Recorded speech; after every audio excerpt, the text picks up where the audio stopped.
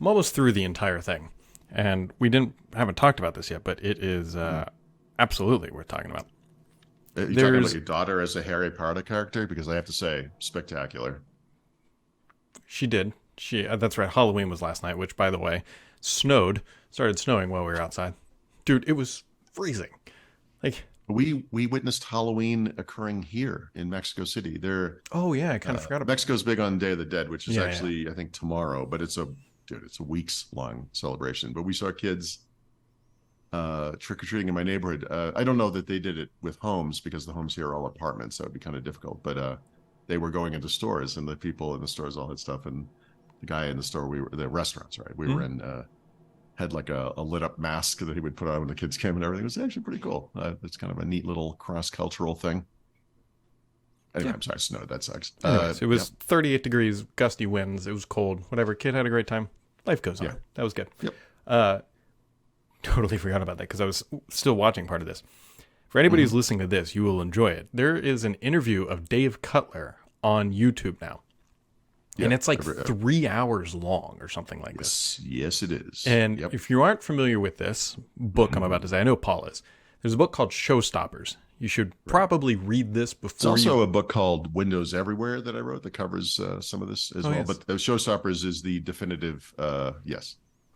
Z. Pascal Zachary, I think his name is, or something. Yeah, like it's that. from 1994. 3, 4. Yeah, he was embedded with the NT team. Yeah. That's amazing. It's amazing. Yeah. So I would definitely read that book, then read Windows Everywhere, and then watch this interview because Yes. it's all the stuff that you'd heard about from the outside, like what's going on. But like this is the guy who was not in the trench, but literally digging the trench. I could spend an hour on this topic. Man. This man is an icon, a literal god of our time. Mm. He is probably, he's. Listen, there are impressive people in our industry who created operating systems and things like that. Why am I forgetting his name? The guy who created Mac OS, the Mac kernel, and he worked with Steve Jobs at Next is incredible. Ari Tavanian, he's incredible. The guy who created the MOS processor that was used by every 8-bit computer in the world in the 80s, basically, except for the Sinclair. Charles, what's his name? I'm forgetting people's names there. Charlie Peddle, I think. Chuck Peddle. Yep. Amazing. But let me tell you something. Dave Cutler is just a level above. And here's what makes him amazing to me. You and I, Brad, have spent our adult lives kind of following Microsoft, tracking, their operating systems, their products, services, whatever. This guy worked on all of the key core things. That the business that exists today is there only because of David Cutler. And I mean that explicitly because he created and architected NT, which became Windows, which became Azure, which is the reason Microsoft exists today. It is, and he has done things that some of people who watch our stuff or read my site or whatever would know this, but I mean, the architecture of the Xbox today, he did that based on Hyper-V. He's working on xCloud today, or whatever it's called, Xbox Cloud Gaming. The fact that this guy is 80, whatever years old, 82 maybe, and still actively working on operating system technologies at Microsoft. Oh my God. And here's the thing. This is what I love about him the most. He doesn't give a crap about products. No. He couldn't tell you the name of Windows XP Service Pack 2 if he had to. He referred to it as a 235 megabyte dump. and among the beautiful stories was all the stuff about Cairo and Longhorn and how those teams were just going completely down the wrong direction, weren't integrating any of the security stuff. And he's like, I got this thing over here that just works. And then they finally had to adopt it. And he was the guy that did AMD 64. Yep. That's where I was just getting through. Yep. Just pushing it through. And that is the basis for every PC we use today. Still, this is 20 years ago, a little bit more. Yeah. Yeah. The part I just got through, which is fascinating. If you've ever wondered why 32-bit version of Longhorn at the time was so unstable and 64-bit was more stable, is that the memory leaks were so bad that the VRAM or the virtual memory of 32-bit would just fill up faster than 64-bit. So they went to 64-bit because there was more and it would run stable for longer before it tipped over. The Microsoft website adopted it before, but when it was still in some really early preview and they kept the site up, But that whole XP, the trustworthy computing and XP Service Pack 2 all came out of them not knowing what they were doing. And over on the server side, Cutler and those guys were like, guys, we solved these problems.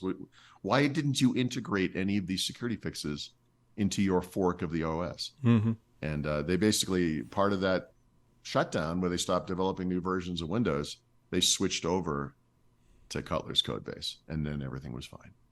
There's a lot of it's amazing lore around this individual, by the way. Mm-hmm. And for people who aren't aware, wasn't always the most calm and rationally spoken person behind the scenes, or sometimes publicly. So it's interesting to see this, because in the interviews he's very calm and composed, but there's a lot of stories where he is. You can, he had that kind of fiery attitude about competitors, and they sent those coffins to 3 of their big competitors, Scott McNeely being one of them. And he was punch the wall, you don't screw with him kind of guy. But that was the point, when you are developing a new operating system like NT was at the time. This is 30 years ago now. And, it has to work. When he found people he could trust, to do things like the file system or whatever it might be, you were in, right?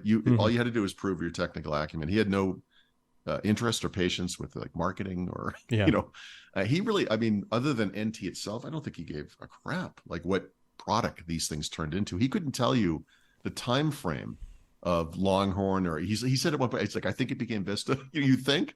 But he was involved at such a low level. He talks about like opcodes of processors that disappeared 20 years ago and how their memory layout differed and blah, blah, blah. He knows all that stuff. The guy's a genius. Yeah. There's no room in his brain for anything superfluous.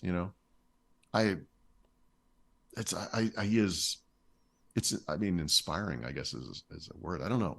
It's worth 3 hours of your time. It is. It's better than any 3-hour movie you'll ever watch. That's for sure. Although I do want to watch Oppenheimer, which I think is like 3 hours or something, but it's not. But if you're listening to this, you clearly care about Windows and like Windows. Yep. And there's no better person to do this.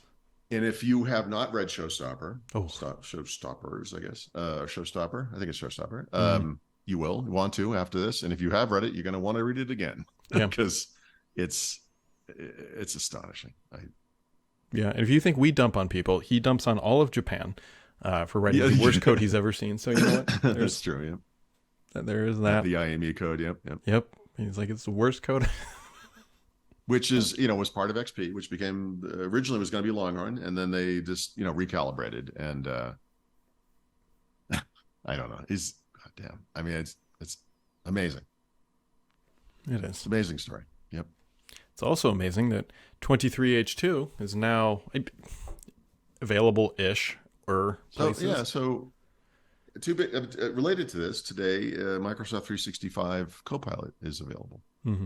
So all of a sudden we have a bunch of Copilots out in the world. I will say that the version in Windows is arguably the lesser of all of them. Yeah, for sure. Well, technically it does the same stuff you can do up in Bing Chat. So I guess, I don't know. But yeah, I was telling Brad before the show, and I wrote about this last night. I was not writing about this. I wrote into it. It kind of, as I was writing, it occurred to me back in September that Microsoft announced we're suddenly going to release all those 23H2 features ahead of time as something we'll call the fall update. They call it different things, but the biggest update to Windows 11 ever. 150 new features, I think they said. And then the week later, they released a preview update on week D, which is the typical schedule. So when Patch Tuesday came in October earlier this month, that would have clearly been the stable version of the fall update. And there you go. And that's not what they did. They released a monthly cumulative update that was nothing. And then they released another preview version of what we'll call the fall update, I think the next week or something. Or maybe 2 weeks later. I don't even know. Yeah. Same thing. The only difference was that in the second version of the preview update, all of the features were enabled by default, right? They weren't CFRs anymore, which is confusing and terrible. But anyway, I assumed given the schedule, I would have until, I don't know, late November to deal with 23H2 because I'm working on the book update and all that kind of stuff. And then late last week, they alerted me that 23H2 was coming this past Tuesday, yesterday. Is that right? Yeah, yesterday. It seems like it was days ago. And you know what that means, Brad? they never released the fall update. Never released it because the preview update is not an update. Nobody got that. You have to have a stable cumulative update to declare it a release. It may as well have been a Windows Insider build, or back in the day, what we would have called a release candidate or a beta build. It was not released to the public. And I didn't fight with people, but we debated this at the show and later, not you and I mean, me and other people. And people were saying, no, Microsoft's saying this other thing. We had 5 different stories. And I'm like, no, this is 23H2. Well, surprise everybody. It's 23H2 because that thing was never released. And I know this sounds like a semantic argument. It's not. There are however many hundreds of millions of people out there running Windows 11, and no one got this thing. No one. And I don't mean literally, obviously some enthusiasts, whatever, but normal people like our wives who may run Windows 11 were never offered this. We're never promoted it. It never saw it, and we'll never install it because they will install 23H2. And this is Microsoft. This is the Microsoft I deal with today, right? We were just talking about, Cutler and NT. Remember when stuff was awesome? Remember those days? I think understandable was because it's now we're just in a chaos matrix. When there was some clarity in the world. Although, I mean, there were ups and downs back then too. Let's not forget. I mean, Longhorn was Vista in itself. Yeah, I mean, there's all that in Windows 8. There's all kinds of crazy stuff in our history. But, oh man, what a road! But Windows 11, it's just you think you can't reach a new nadir, of communication quality and release clarity, and then they prove you're wrong again and again. It's this year has been. I should celebrate this. I remember when Windows 8 was coming down the pike. I eventually just said, "Screw it. We're just gonna have to embrace this. The world has gone crazy. What are you gonna do? This is what we've been given. This is the army we're going to war with. Screw it. Just enjoy the ride. And I should try to do that now, and I can't because it's not even like a snowball going downhill. It's like this dirt. You have no idea what's going on. It's like someone spins you around and then you have to walk straight. Right? I mean, it's crazy. It is crazy. I mean, I wish I could enjoy it. I fully agree. Like it's. Imagine supporting software that's shipping with all this. Yes, exactly. Right. So what I just told you, I'm sure exactly the way your brain went, as it should, was like, what does that mean to us? And it's a good question. I mean, same code base, right? So 22H2, 23H2, there was no resetting of that, the support thing, blah, blah, blah. Yeah. Although, by the way, I just ran into this support, updating the book a year ago, which was a year after Windows 11 came out. When I first started writing about upgrading to Windows 11, which back then meant from 10, there was this notion of safeguard holds. And a safeguard hold was when there was something in your computer that was preventing the upgrade. Like everything else was fine, but usually you would have one thing. Maybe you could, if you were lucky, you could unplug the thing and then upgrade to Windows 11 and everything would be fine. But in many cases, maybe it was an internal component, maybe like an HP laptop. For some reason, the chipset driver HP hadn't updated yet. So you couldn't get Windows 11 until that safeguard hold was lifted. And I actually I did this in the past 2 weeks. I tried to research if those still existed. And I could not find any examples of recent safeguard holds. To me, the compatibility bar had kind of passed. So I actually took the section about safeguard holds out of the book because I don't think it's relevant anymore. And then John Cable wrote this 200-word post about nothing, about 23H2, and it's like this. It's a enablement package. If you are on 22H2, you're just going to get it. It's automatic. It's really fast. You do have to reboot, but you come back in 2 seconds. Everything's great. And then asterisk. Actually, you could have a safeguard hold because of a hardware compatibility issue, and blah blah blah. And I'm like, these are still a thing. There could be a safeguard hold. How could there be with the same code base between 22H2 and 23H2? It's the same thing. How could there be a safeguard hold? But it can be because our world is insane. But that's it. I'll be okay.